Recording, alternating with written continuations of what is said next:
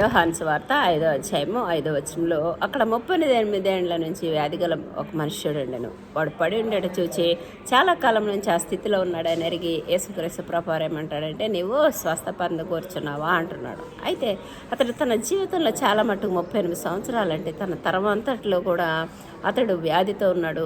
బాధ, రోదన, వేదన, కష్టము, దుఃఖము, నిరీక్షణకు ఆధారం కూడా లేదు. అందుకని యేసయ్య ఎవరో తెలియదు, విని ఉండలేదు కాబట్టి, స్వస్థపరుస్తారని తెలియలేదు కాబట్టి అతడు ఏం చేస్తున్నాడంటే, కోనేటిలో దిగినప్పుడు నన్ను దించి ఎవరు తీసుకెళ్ళటానికి లేరయ్యా అని తన స్థితిని చెప్పుకున్నప్పుడు యేసయ్య ఏమంటున్నాడంటే, నువ్వు లేచి దిగ్గున లేచి నీ పరపునెత్తుకొని నడు అనగానే యేసయ్య యొక్క మాటలో ఎంత జీవం ఉంటుంది అంటే, ఆ రోగి యొక్క కాళ్ళలోకి, చేతిలోకి, నరాల్లోకి యేసుక్రీస్తు జీవం ప్రవహించి దిగ్గున లేచాడు. కాబట్టి మన జీవితాల్లో కూడా నిరీక్షణకు ఆధారం లేక ఇంక మనకు సహాయం దొరుకుతుందా లేదా అన్నప్పుడు ఈ వాక్యం ద్వారా దేవుడు తప్పక మనకు సహాయం చేస్తాడు.